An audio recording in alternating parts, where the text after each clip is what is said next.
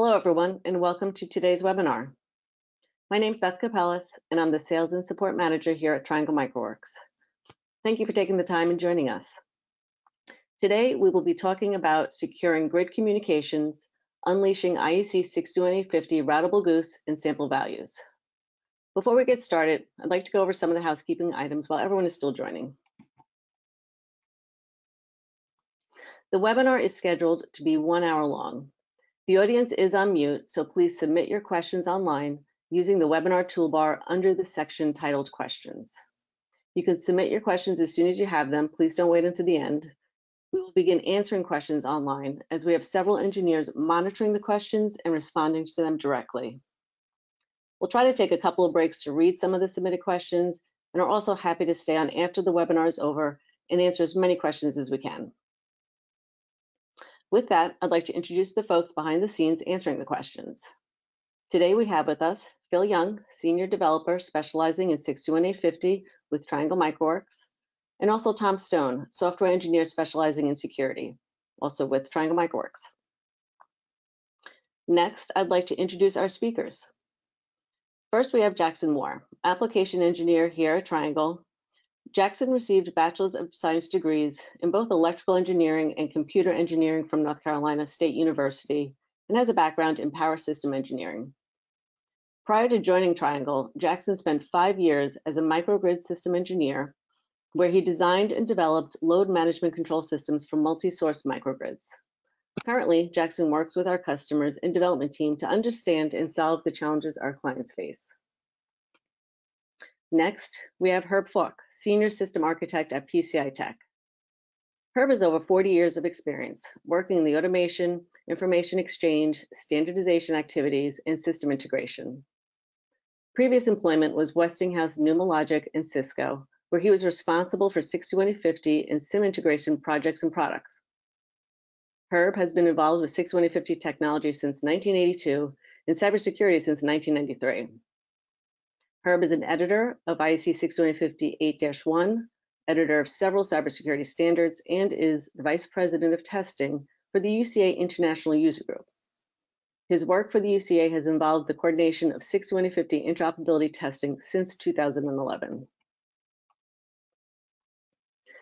Now that you know everyone, I'd like to give you a little bit of background on Triangle Microworks.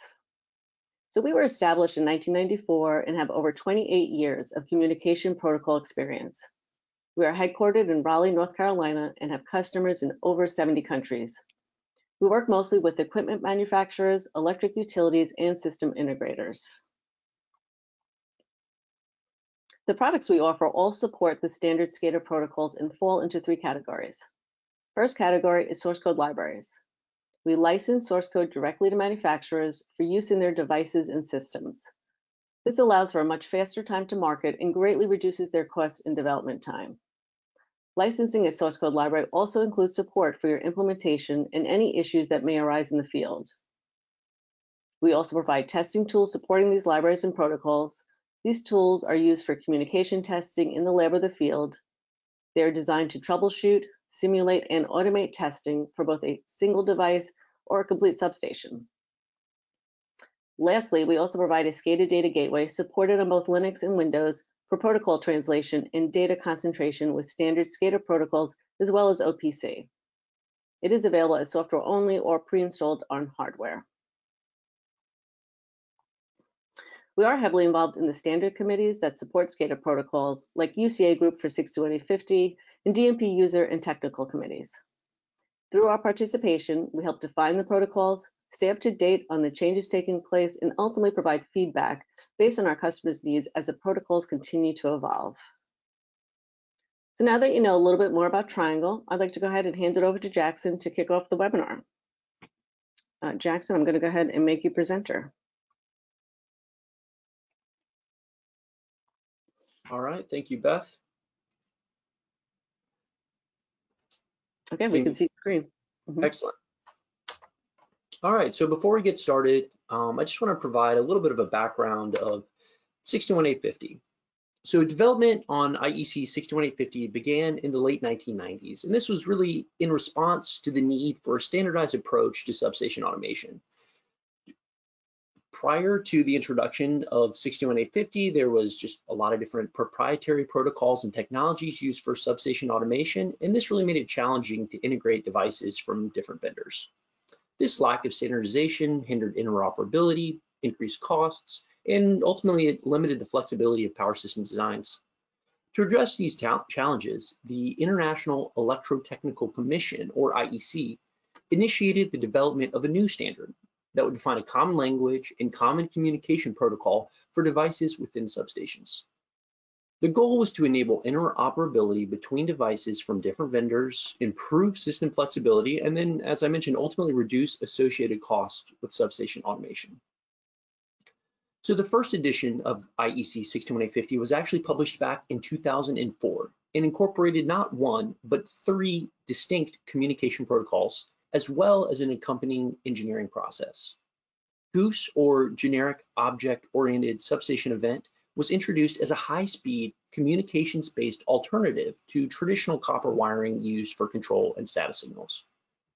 Sampled values, on the other hand, serves to replace CT and PT wiring by passing analog values such as currents and voltages over communications from a measuring device to one or multiple protection or control devices. Finally, MMS was introduced as the report-based SCADA communication protocol, and this was used to pass status information and supervisory controls back and forth between the substation and a control center or SCADA system. The accompanying engineering process is a discussion all of its own. I encourage you to check out some of our past webinars for a deeper dive on this topic, but in brief, it relies heavily on the use of SCL, or System Configuration Language.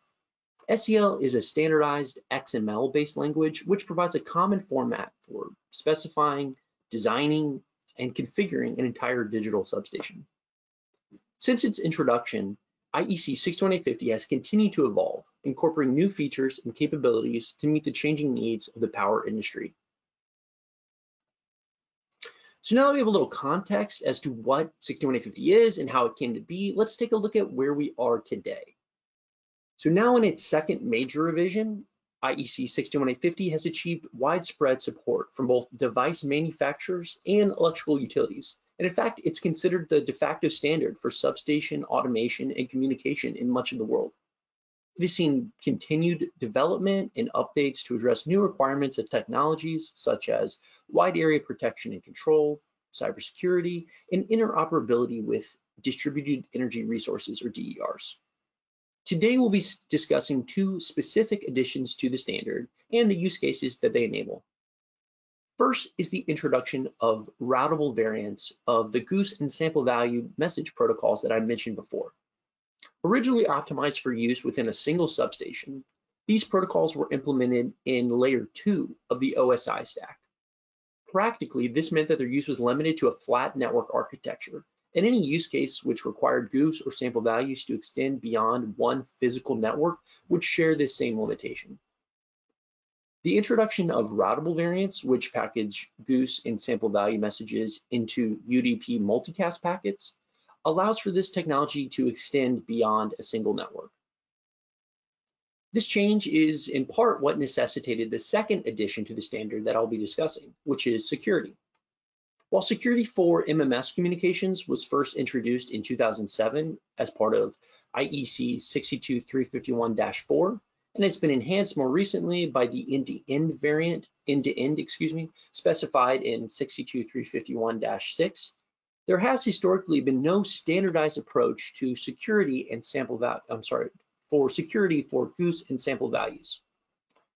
Increasing cybersecurity threats, coupled with the introduction of applications in which critical grid communications extend beyond a single isolated network, this has led to the requirements for a method to both authenticate and encrypt messages, so GOOSE and sample values. So the standard which introduced methods for both authentication and encryption for GOOSE and sample values is known as IEC 62351-9. And I should mention that while this technology is commonly applied to the routable variants, it can also be employed for traditional layer 2 versions of the protocol. So before getting into the specifics of how it is accomplished, I do want to clarify what I mean when I say authentication and encryption. In short, Encryption protects the contents of the message from being understood by unauthorized parties who might be listening in the middle, whereas authentication verifies the identity of the sender to prevent impersonation. While IEC 62351-9 specifies methods for both, only authentication is required, leaving encryption as optional based on the needs of the user. For instance, in a wide area protection scheme, it might be necessary to ensure that a trip signal sent between substations carried via GOOSE message is coming from an authorized sender and has not been altered in transit. In this case, authentication would be used to verify the source of the command and ensure that it has not been tampered with, but encryption may not be deemed necessary if the command itself is not considered sensitive. On the other hand, sampled values messages containing real-time information about grid characteristics sent back to a control center as part of maybe a remedial action scheme may be deemed an operational or even national security risk, if not both authenticated and encrypted. In either case, the mechanism for distribution of the cryptographic keys used for signing and encryption is the same, utilizing GDOI or Group Domain of Interpretation protocol. GDOI is a protocol used to manage group keys for secure multicast communications, such as GOOSE and Sampled Values, where data is sent from one publisher to multiple subscribers. The GDOI server establishes and maintains the shared encryption keys among all group members. In the case of 61850, a single group consists of an IED publishing either GOOSE or Sampled Values messages and any IEDs subscribing to that one message, each of which would contain a GDOI client, each one of those IEDs, and that's going to be responsible for receiving and requesting those keys. I should mention that a single IED can and likely will be part of multiple groups depending on the control scheme that you have present in your substation. Each message or GOOSE control block that your IED is publishing and any subscribers constitutes one group, but if that same IED is subscribing to other messages, it will be part of that separate group as well. So what you see up on my screen now is a diagram depicting a simplified network architecture in a substation that's utilizing security for GOOSE and sample value messages.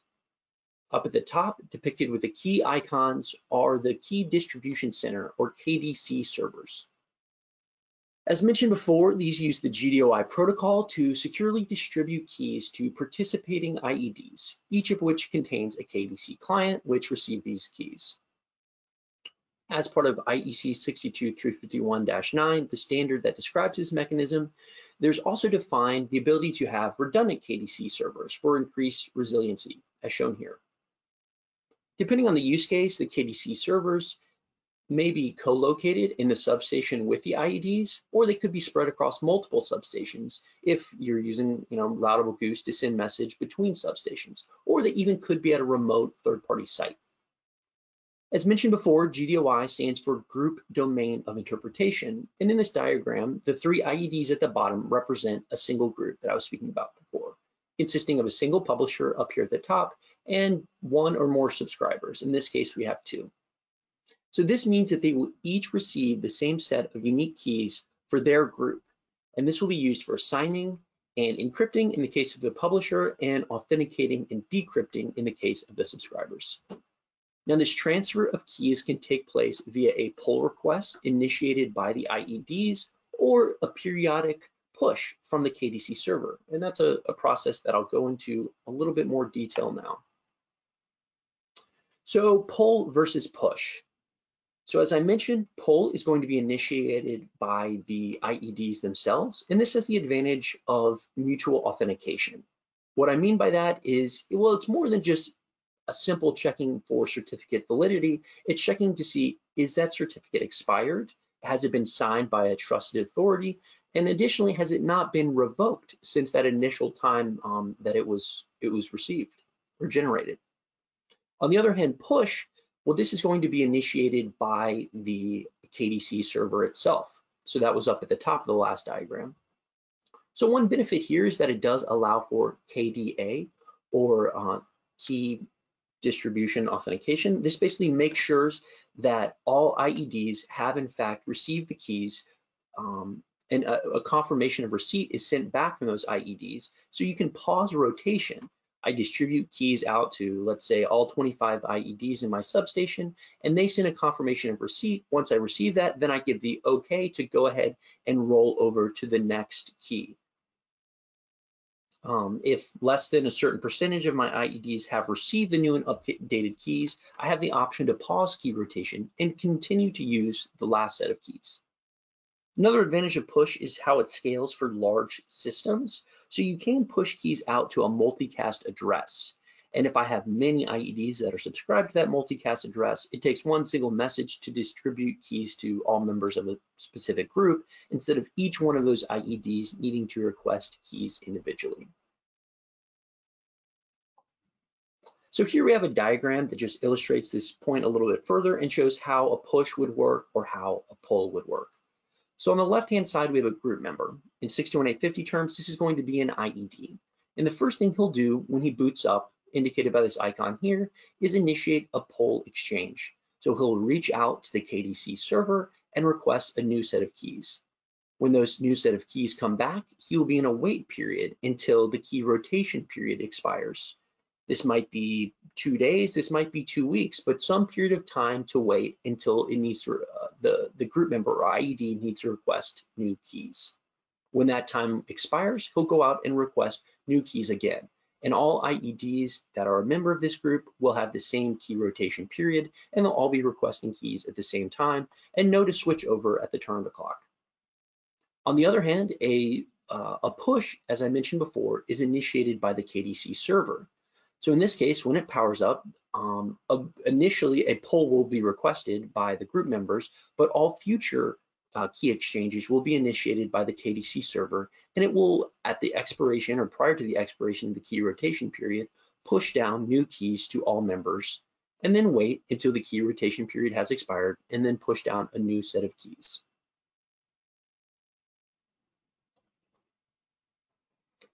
So finally, I want to take some time to highlight part of what makes this solution unique from traditional methods of data security, such as VPNs. And really, that's that this was developed from the ground up for use in an operational technology environment, not information technology.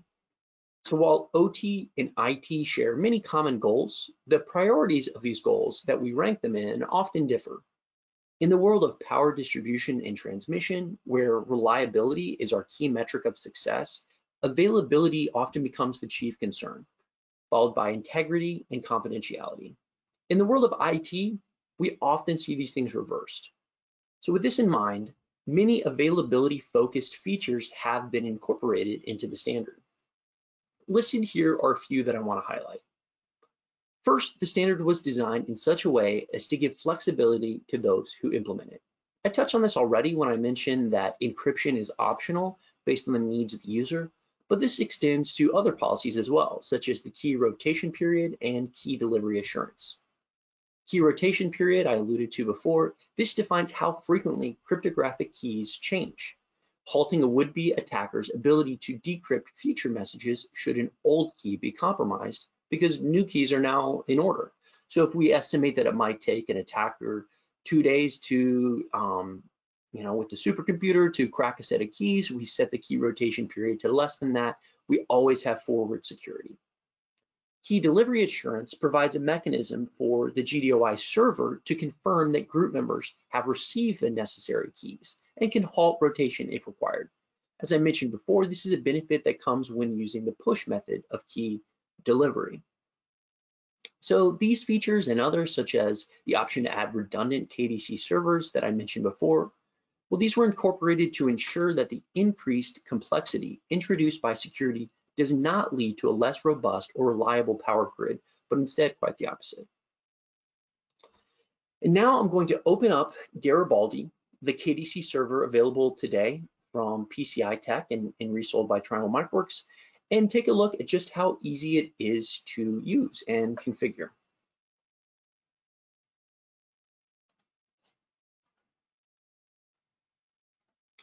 So what you see up on my screen now is Garibaldi, and this is the web interface in particular.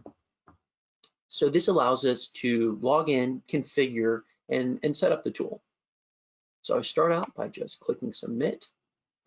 And as I said, this is the KDC server. So this is ultimately what's going to be responsible for distributing keys out to my different group members. So the first thing I need to do when setting up a new KDC server is configure my certificates. So I come down to KDC admin, security, and certificate management. I start out with my certificate authority configuration. Oops, wrong button. And I begin by uploading this certificate here. So this is really our root of trust, or a root of trust. And typically this is the issuer for certificates that are going to be distributed as part of the GDOI, or group domain of interpretation. So this is going to be a public key, and it's going to be used to verify this identity of certificates that are exchanged later on. So after I have this initial certificate, I come down and set my local KDC certificate. And this is going to be the identity certificate of the actual KDC server used as part of the GDOI exchange. So once I have those two certificates in place, the next thing I'll do is come over and set my global policies. So in just a moment, I will actually be importing a SCL file. In this case, it'll be an SCD file defining all of my substation, but most importantly, the data exchanges that'll be happening as part of GOOSE and sampled value messages. So when I do that, this global policy that I set here will be applied to each and every GOOSE exchange that's configured to use security. Well, I can specify whether a specific one will be encrypted or authenticated, but these are the initial policies that will be applied. Now, if there's many policies in my substation, because there's many GOOSE control blocks, I do have the option to go in afterwards and edit individual ones, but I do want to take time to set up the default policy before importing the SCD file. So this gives me the option to specify which encryption algorithms I will be using. Will I be using group pull or group push, and other things such as the key rotation period, defined here as interval for generation.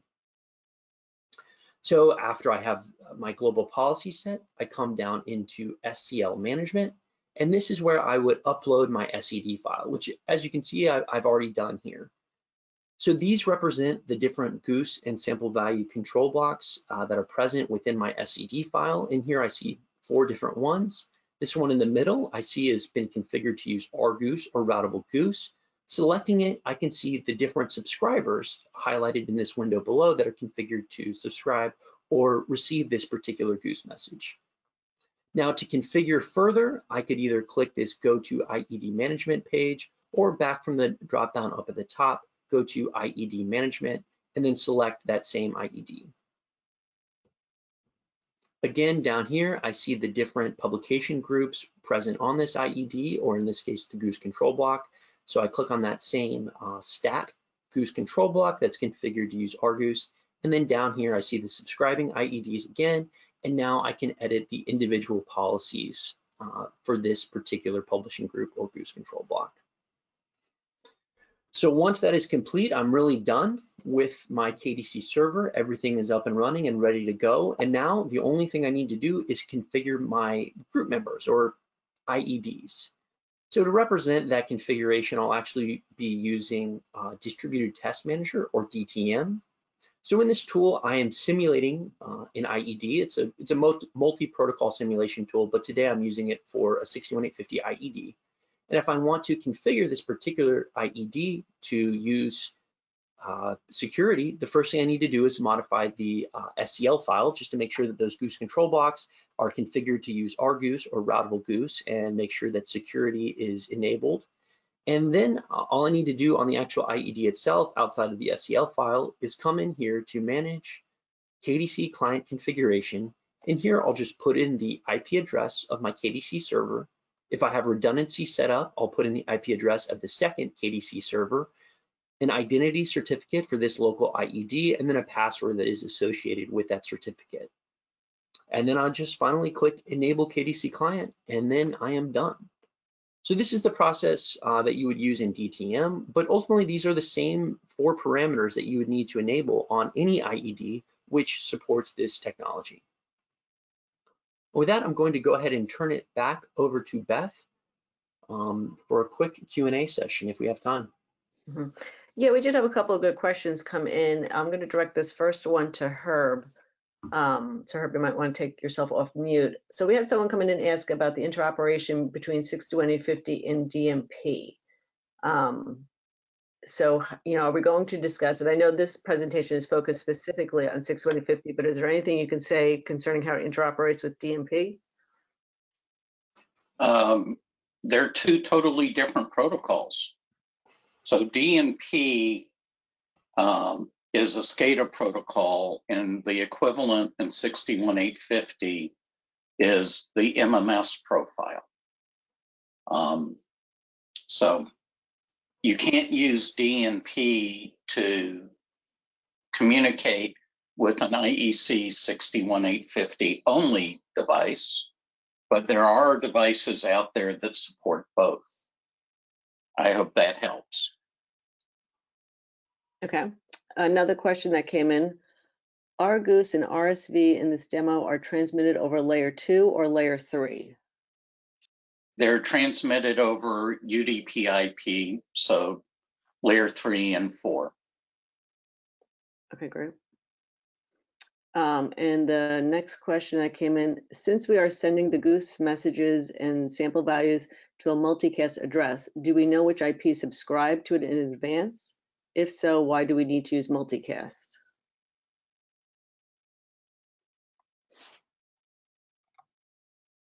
No, this is a complicated question. So the first thing is the development of GOOSE was the layer 2 GOOSE, which happened 20 years ago, was based upon an actual substation issue where a tornado went through and tore down 3 transmission corridors. In that mode, to protect the equipment, the use case said you had to communicate protection information to over 100 different devices in under 4 milliseconds. You cannot do that with TCP/IP. So you can't even do it with unicast UDP/IP in a lot of situations. So that's where the concept of multicasting came into play. And without security, anybody can plug into the network and receive the publication. So you don't even necessarily need to configure who subscribes to it in that mode. But anyway, that's why it's multicast. Okay, thanks, Herb. I think with that, now we're going to switch over to you. So I'll go ahead and make you presenter. Okay, hang on.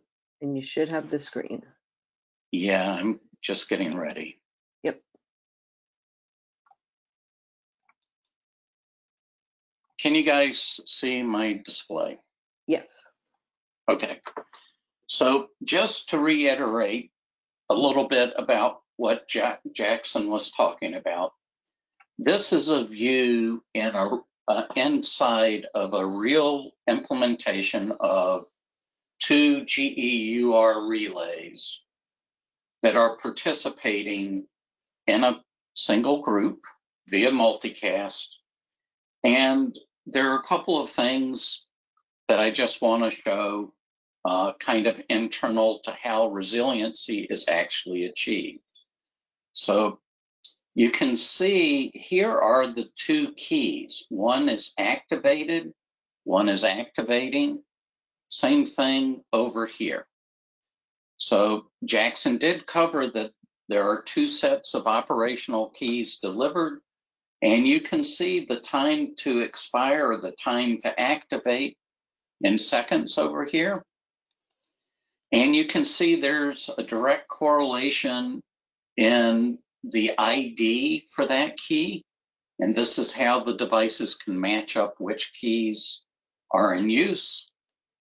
We discussed the activated and activating, and you can actually see there's an overlap between the time of expiration and the time that the next key is going to be activated. So all of these features provide resiliency within a device. And you can see where KDA is has not been received yet. So the other thing that comes into play, and Jackson briefly touched on this, is digital certificates, or what's typically referred to as public key infrastructure. And if you think about a system of 100 devices where there are certificates that have to be installed in those 100 devices, those certificates expire every so often. So in 62351-9, one of the two protocols that allow devices to request new certificates or renew expiring certificates is the Simple Certificate Enrollment Protocol, or SCEP.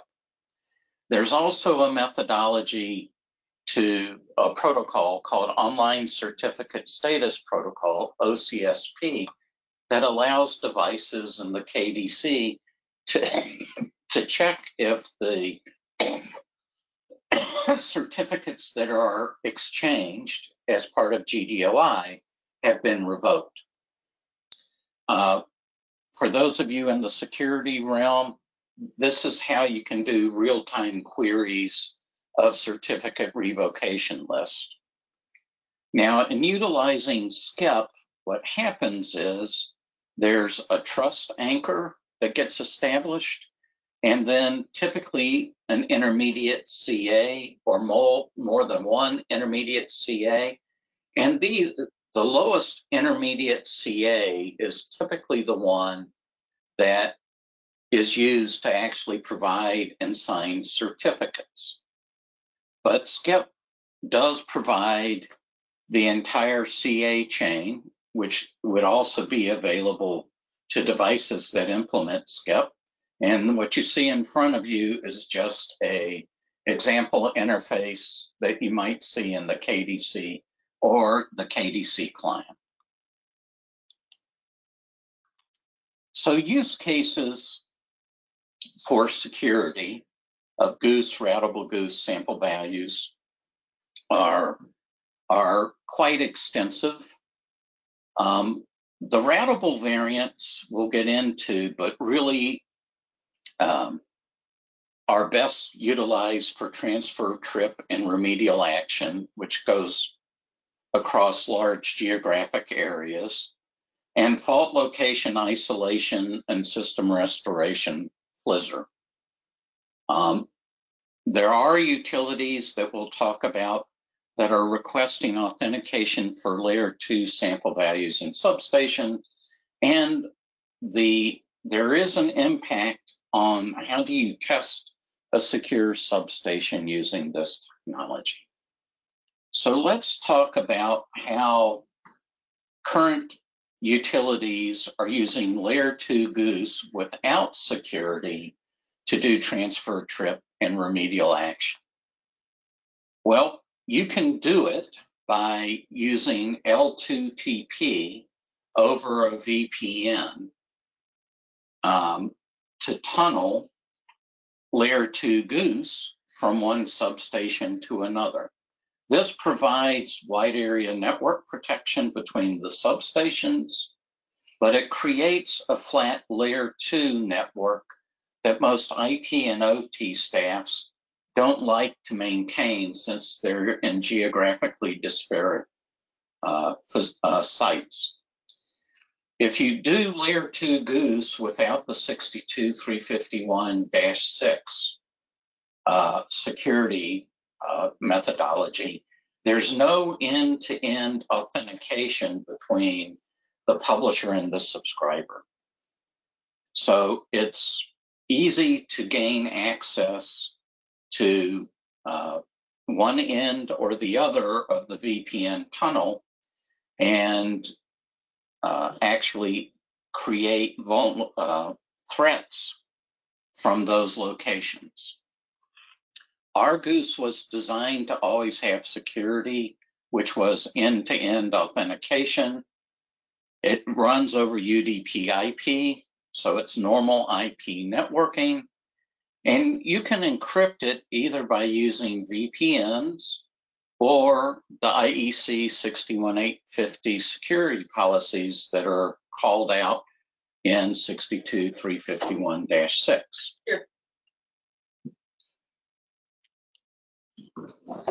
Vault location FLISR is very similar to transfer trip because it spans several geographical areas. And in this single line diagram, this is a representation of an actual layer 2 GOOSE system that's operational in Raleigh, North Carolina, which was implemented by G&W. They do have fiber between the vaults, and the vaults do offer some type of secure physical access. And this design is being used as the first U.S. basis for the first U.S. standard regarding 61850, a basic application profile for FLISR being created by NEMA, and it is very close to being published. There are utilities and security people within those utilities that want to have authentication on merging units so that they can't be spoofed. And the answer to that is to use the 62351-6 extension to provide authentication for layer 2 sample values. Now, one of the interesting things about testing in a secure environment is in most environments, you would have to decommission security. However, with the design of 62351-6 and the use of GDOI, that's not necessary. So you aren't faced with decommissioning security, running your test, and then remembering to recommission security when your testing is done. So if you were to bring in a transient cyber asset like a Routable test set, an intrusion detection system, or an Omicron test set, they have a mechanism of actually obtaining the keys and the policies to interact with the system. And once they do that, they can do the 61850 simulation mode as normal. So what's required? The test system, or the TCA, needs a valid X509 identity certificate that's recognized by the KDC. Obviously, it hasn't been configured in the SCD to be a subscriber, so it has to use pull to get the keys and the policies so it can synchronize with what it's going to be subscribing for or publishing. Once it has the keys and the policies, it can set its simulation bit, do normal testing, and just to note, overpulling may be required just prior to key rotations. But other than that, it can fully participate and test a system without decommissioning security. The 61850 security standards are based on a whole slew of standards, which are not 61850 standards. They are 62351-6, which includes security profiles and usage definitions for TLS and MMS, client server security.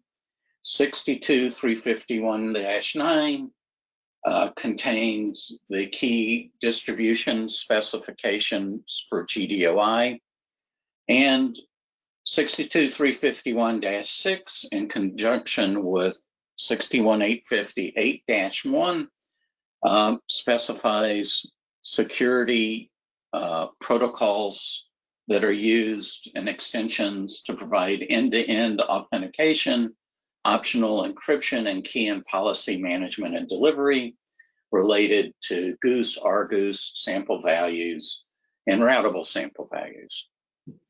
There is a UCA IEC 61850 sponsored IOP occurring in September of 2024 in Birmingham, Alabama. And we're going to continue testing all these cybersecurity options that were started in 2022.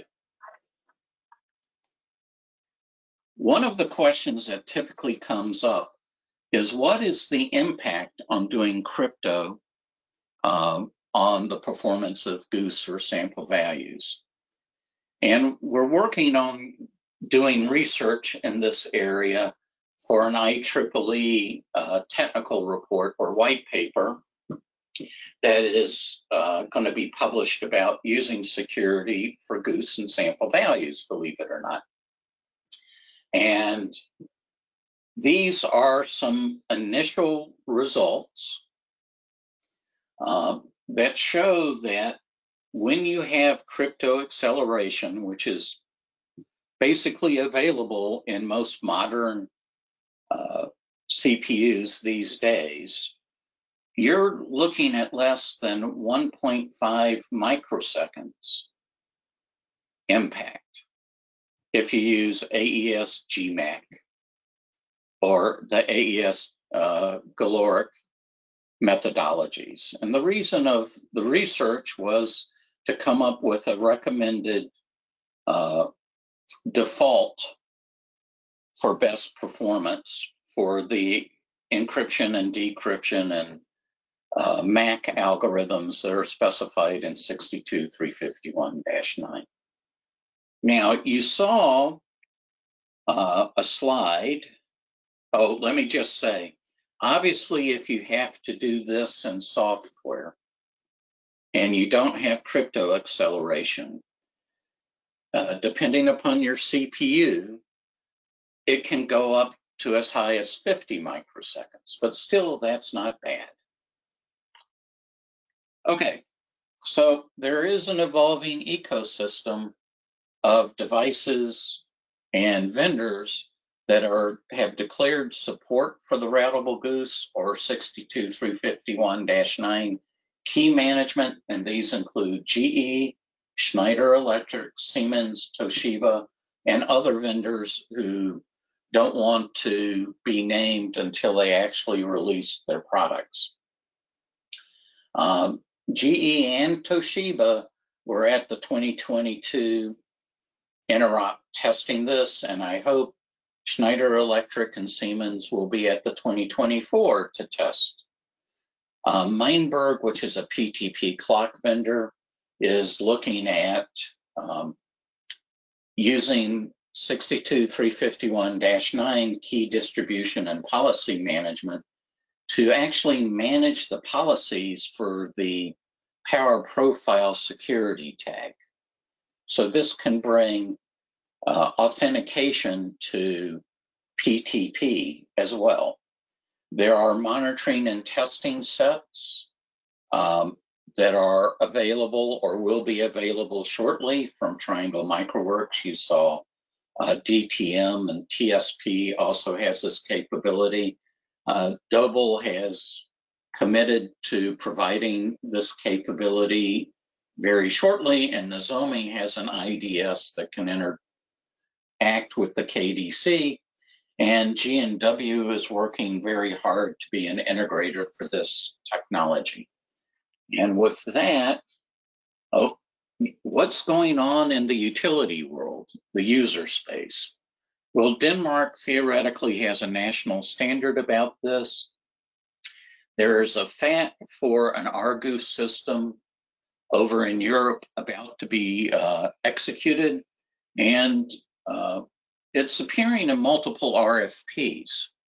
especially for transfer trip and wide area network protection. In the US, NEMA is publishing the first basic application profile for 61850, with 4 more potentially to come. Southern Company is talking to merging unit vendors to set up a lab to test SV authentication. And Southern Cal Edison is evaluating updating to use RGOOSE with security for several aspects, including its centralized remedial action scheme. This technology is installed in several labs over in Asia, and they're working towards actual deployment. And with that, I will turn it over to Jackson and Beth about next steps. Thank you, Herb. Yeah, so next steps, we kind of broke this out into 2 groups, and it depends on what camp you find yourself in. So for device vendors and labs, maybe associated with a vendor, potentially even with a utility or someone else, or a research group, if you find yourself within that camp, we want to let you know that Garibaldi, the KDC server that I demonstrated earlier today, built by PCI Tech, it's available today, and Triangle Microworks is a reseller, and we're happy to speak more with you. Go ahead and email us if that's something that you're interested in. Our KDC client source code library, also available from Triangle Microworks. This is what would run on your individual device or IED, and that's what's going to be able to receive the keys and pass them down to your IED, which will, be used for authentication and encryption and those. So that is available with the Triangle Microworks 61850 source code library, as well as other source code libraries. You can purchase just the KDC client source code as a standalone.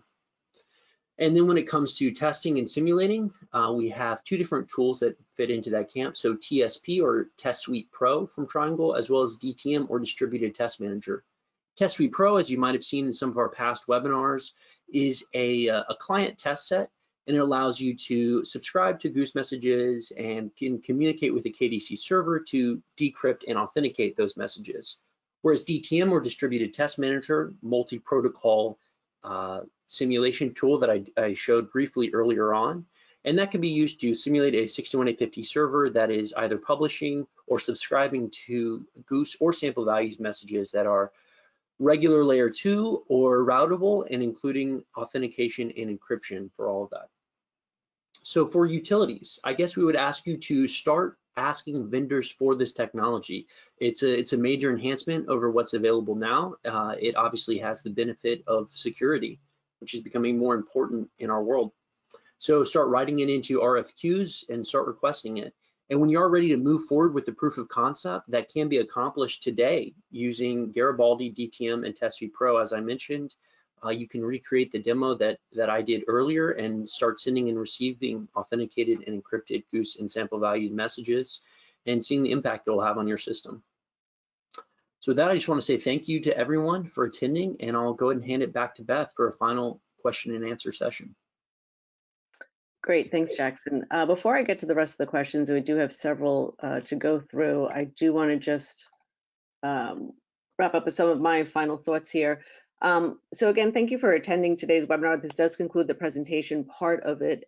If you are not already signed up to receive our newsletters, please go to our website and go ahead and fill out a very short form on that page. You'll find out about future webinars, any training events that we have, any conferences that we're attending, and about our product releases. When you leave the webinar today, you will be presented with a survey. It's very short. It's about 5 or 6 questions. Will only take about 2 minutes. Really appreciate you taking the time to fill that out and give us your feedback. You will also receive a recording of this webinar if you fill out the survey. It will also be posted to our website in the next week or so on our homepage, so you'll be able to see it there. And you can also find any of our other previous webinars located on our website. And then, of course, if you have any additional questions or want any additional information, please email sales@trianglemicroworks.com. So with that, let me go ahead and start to go through the other questions that were coming in. We did have several more really detailed questions come in. I'm going to kind of back up a little bit here, and Herb, I believe this one is for you. What is the preferred IEC 62351-9 approach, EST or SCEP? That depends, as Alex Apostolov would say. So EST came about because SCEP didn't have the challenge mechanism at the time. So they needed a secure transport, but SCEP has been upgraded to have a challenge mechanism so that the keys are, the certificates can be controlled. Most utilities use SCEP currently. And talking to some hardware vendors that are dealing with TSP chips, the TSP chip vendors have chosen EST. So it really depends. But SCEP is very prevalent in the utility space. I hope that helps. Jackson, I think this question is for you. You did just touch on it, but just to reiterate, make sure it's clear. The question is, which TMW tools can be used to configure GOOSE and SV and used to test them? Yes, so it takes a couple. So ultimately, you need to begin with an SCL file that has configured for GOOSE and sample value messages. So we do provide a sample workspace with DTM that can get you up and started. That could also be created with a system configuration tool such as Helinks, or even edit an existing one with SCL Navigator, our SCL editing tool. So once you have that, then you need two pieces. So one would be Garibaldi, as I mentioned before. So this is the KDC server responsible for sending out keys, and we are a reseller of that, and you can try that as a demo. And then you'll need to be able to simulate a server that's publishing and subscribing to GOOSE and sample value messages, or you'll need a physical IED that's capable of it. So DTM would be my recommendation for that, for publishing GOOSE and sample value messages that are configured to use security. Although additionally, you could use Test Suite Pro as well. So Test Suite Pro, its primary focus is not simulation of servers. It's more a client tool that can subscribe to GOOSE and sample value messages, but it does have the capability to simulate 61850 servers, and you could publish GOOSE and even sample values messages that are using security with that tool as well. I know that was a lot. I hope that answers the question. Mm-hmm. Okay, next question. I believe this one will be for Herb. Is it mandatory to have access to the Garibaldi KDC tool, or can one configure GOOSE and sample values and verify communication between publisher and subscriber? So there are two answers to that question. The standard says you must have keys in play and policies in play for GOOSE and operational systems. For testing, there's an exclusion in a lab, let's say, where that's not required.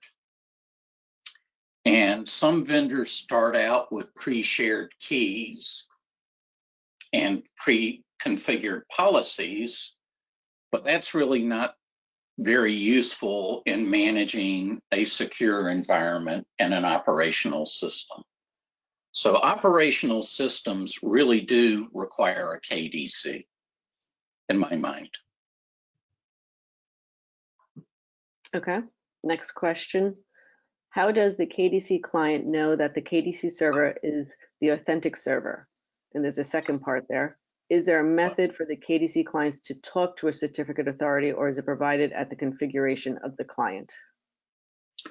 Okay, so the identity certificates are exchanged during the pool exchange. That's part of the authentication mechanism that both the KDC client and the KDC have to perform prior to giving keys and policies. So both sides have to have an identity certificate that the other side can verify and validate as being authentic. And what was the second question? Beth, part of the question? The second part is there a method for the KDC clients to talk to a certificate authority, or is it provided at the configuration of the client? So we touched on that as being skip. And then there was a question about EST. Either of those mechanisms allow either side to talk to an intermediate authority that's in a certificate authority chain. Okay. Next question, is the management interface of the KDC support secure communication?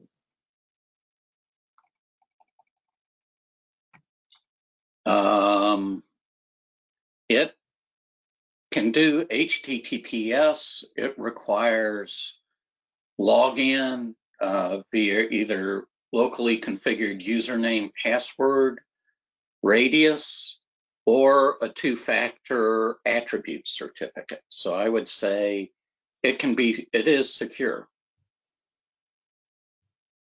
Okay. Here's kind of a broader question. What is the main reason to choose either GOOSE over sampled values and vice versa? Or what is the response to have both? Do you want me to take that, Beth? Yes. I can. Oh, or either one. Jackson, go ahead. Yeah, so going back to kind of the first slide, when 61850 was first introduced, it wasn't one communication protocol like something like DNP or 104. It's really three distinct, right? So MMS, our SCADA protocol, that's probably most comparable to 104 or DNP, even Modbus, something like that. Whereas GOOSE and Sampled Values kind of fit two different holes. So GOOSE replacing copper wires that are traditionally sending, I mean, it's not limited to binary signals, but that's kind of its bread and butter there. So like a trip signal sent between a protection device and a breaker controller. Whereas sampled values is replacing the CT and PT. So you're sending high-speed analog messages in a 60 hertz system. Like in the US, you would have 4,800 samples per second. In the, in a 50 hertz system, it might be 4,000 version of sample values. But so you can reproduce that entire waveform. Think of a current waveform, maybe that's going up and down 60 times per second. You can reproduce that whole waveform by sampling it 4,000 or almost 5,000 times per second, and then send that out at very high speed from the device that's actually got the PT or CT on it, and then send it out on the network to any device that needs that value for either protection or usually protection, but potentially a control application. So that's, I guess, when you would use the two different things, and they're commonly used in conjunction, right? So you would have your CT or PT measuring current and voltage on the line, publishing these analog values out at high speed. And then in another location, you might have your protection device that's receiving these analog values and then sending back. Maybe a most basic example would be a trip signal if the current exceeds a certain threshold. So like an overcurrent trip, and that message back to trip the breaker would be sent via GOOSE message. Okay. I do have a question Beth, I just have one other thing to add to that. Mm-hmm. So the routable sample value variant was designed to do phasor measurement unit, PMU type functionality in a secure way. I wouldn't ever recommend routing merging unit class of traffic over a wide area network. So sample values is a protocol that can be used for multiple purposes. But within a substation, it's typically merging unit distributing digitized CT and PT information, as Jackson said. Okay. A question came in that really just wanted to clarify, when you talked about the ecosystem, Herb, you mentioned G&W, and you were referring to G&W Electric, is that correct? Yes, yes. Okay. To make sure that's clear. Next question. I see some challenges on how to renew certificates, which must be replaced from time to time to be in line with cybersecurity requirements. Is this being addressed? That is the SCEP and EST discussion. So yes, 62351-9 specifies to use either of those two protocols to do that. Great. Well, I think we've gotten to all the questions. So I just want to thank everyone for their time today and submitting excellent questions for us to answer here. We look forward to seeing you on our next webinar. Thanks, everyone.